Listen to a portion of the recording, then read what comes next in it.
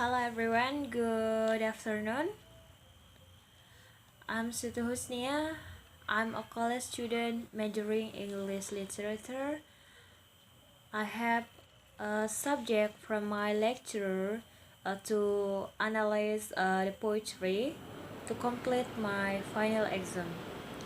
And I choose the title is Past, Present, and Future by Emily Bonse. Okay, I'll try to read uh, the poem, and it's the Past, Present, Future by Emily Bonte. Tell me, tell me, smiling child, what the past is like to thee, an autumn evening soft and mild, with a wind that sighed mournfully. Tell me, what is the present hour, a green and flowery spray, where a young bird sits gathering its power to mount and fly away. And what is the future happy one? A sea beneath a cloudless sun, a mighty, glorious, dazzling sea stretching into infinity. And then I'll make analysis. And from stanza 1, tell me, smiling child, what the past is like to thee, an autumn evening soft and mild, with a wind that sighs mournfully. Okay, um, in the first verse, the concept of the past is discussed, and the basic structure of the poem's content is made clear. The narrator of past, present, future appears to be speaking with a smiling child and asking them about the nature of time and reality, despite the context of being asked to a child. The answer is not particularly childish, invoking an image of autumn, and then which is often viewed as a wistful kind of time because of its close relationship with cold and dark winters. The wind, personally personified to have a mirthful side, is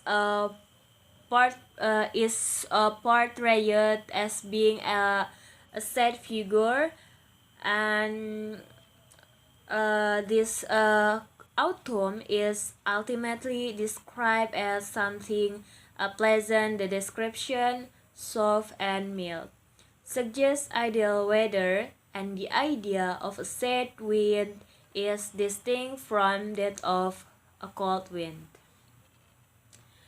And then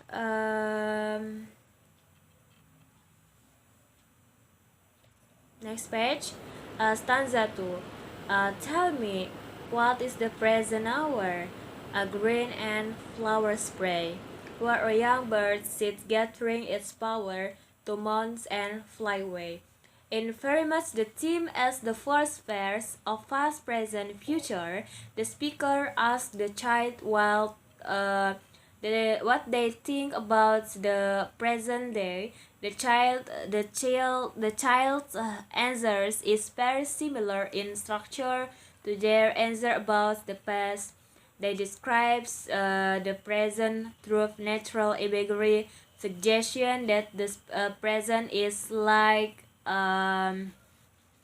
springtime. This image focus heavily on the image of a young bird preparing to fly presumably for the first time, as it gathering its strength to make the attempt. The metaphors invoked are noticeably more pleasant than those and in the last verse. The use of color in form of green suggests particularly pleasant atmosphere, and the flower spray is difficult to interpret as anything negative. The principal image of the verse, however, appears to be the young bird who cannot fly but is preparing to. In this way, the speaker is suggesting that the present has a closer relationship with the future than the past, and that being in the present is preparing for something that is coming up ahead. And then stanza 3. And what is the future happy one? A sea beneath a cloudless sun, a mighty, glorious, dazzling sea, stretching into infinity.